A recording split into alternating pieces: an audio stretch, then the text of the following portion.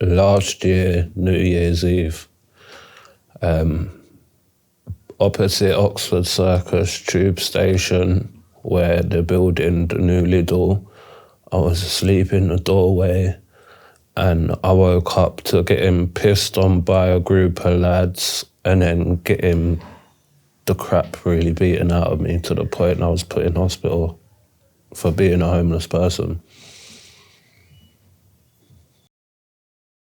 You're right, Alex. How are you? I'm all right, thank you. Could you tell me where you grew up? I grew up in South London, Croydon to be precise, in an area called Fulton Heath. And how would you describe your childhood growing up? My childhood growing up was a mixed one at most. I had some good times and then I had a few bad things happen, which kind of led to where I am today, but more good times. When you say the bad times... I was attacked by my uncle for 2 years and I told my mum, and my mum chose to believe my uncle over me, and it was only till she come in from a night out with her mates one night that she caught him and then got him arrested. But other than that, I can't fault the woman. She was a brilliant mum. God rest your soul. Because she killed herself November 24th last year through a violent relationship. But yeah. And Alex, how do you think do you think that still affects you to this day? 100%.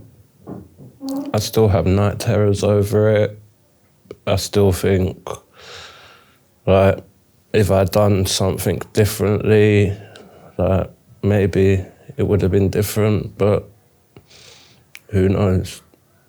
And first of all, sorry to hear that. That's all right. And have you got any siblings? I've got 2 sisters, both older than me. And what was your relationship with them growing up? Brilliant. Couldn't ask for a better one, really. Still to this day, I couldn't ask for a better one. I'm the youngest. Then you've got my sister who's 33, because I'm 29. My sister that's 33 has turned into an alcoholic. And then my sister who's 37 is doing really, really well for herself. Has got kids, just moved into her house with her new fella. So she's doing good for herself. And what happened with your uncle post this situation? Prison? Was there any consequences on him? Yeah, he got sent to prison for 8 years. And then what was next for your life after this? I kind of went on a downward spiral, gave up listening to the rules, decided to leave the house at the age of 13,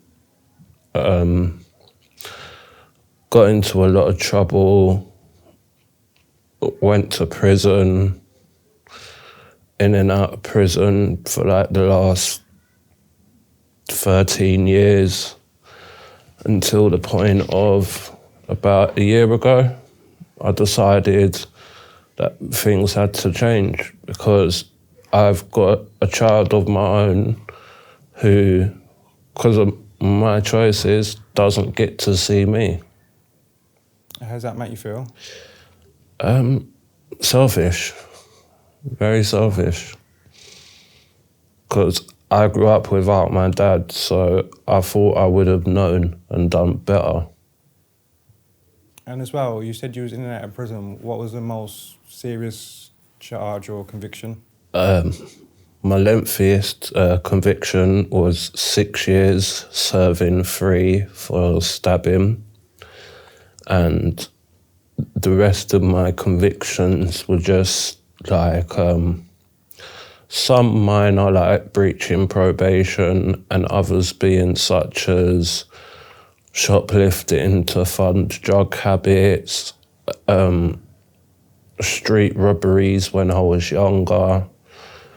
All things that today, if I could look at and change, I wouldn't have done any. And then, so we've spoke about your education, and so how did your life start going so wrong?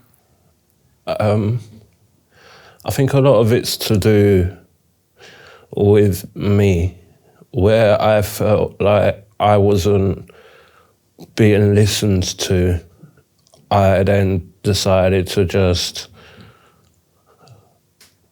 go and do what I wanted. So when I was in school, I don't want to do maths today.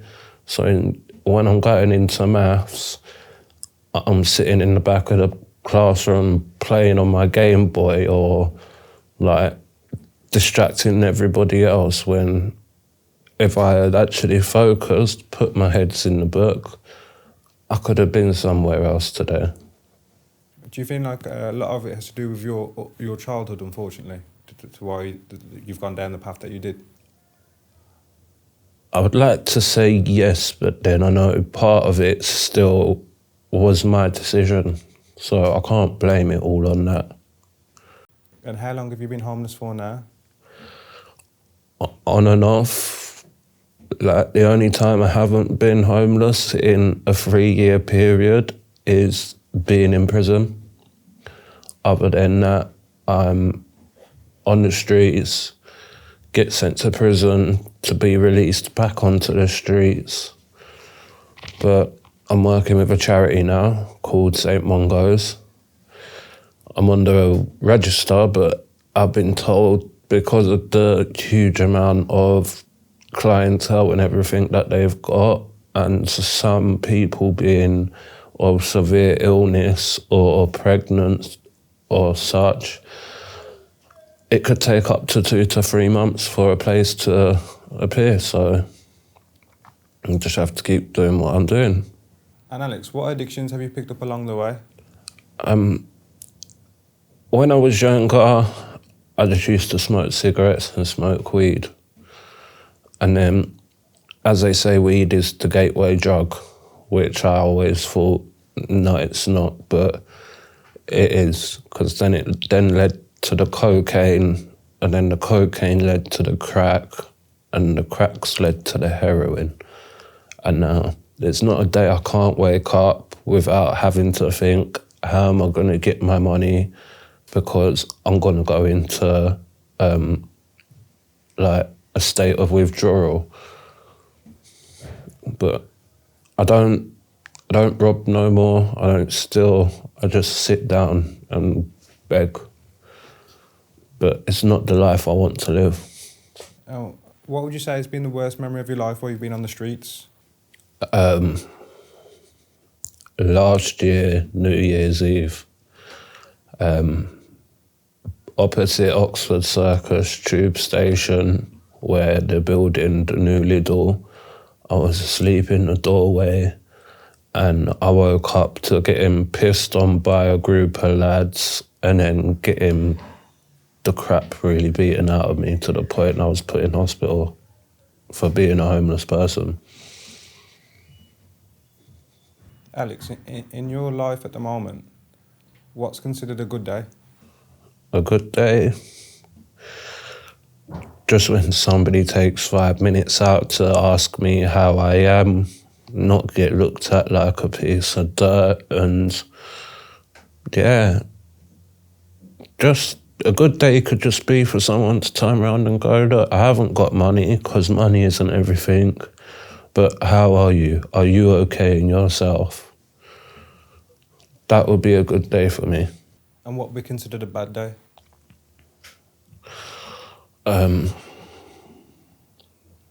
Where I just get verbally assaulted, dirty looks, picked on by the police because of my position. I know this is going to sound silly, but then when it's also pissing it down with brain on top of you, it's just a horrible position. And it doesn't make your day no easier. And do you reckon that you can change your situation? I don't reckon. I know I can. It's just, I've just got to find where the first step is to, I want to get myself back into college or some sort of apprenticeship, and then from there get into like housing, and then eventually being a father to my kid again. But I know it's not something that could happen at a snap of a finger or overnight. And with your touching back on your addictions, Alex, what is the worst that's ever got to? Now, a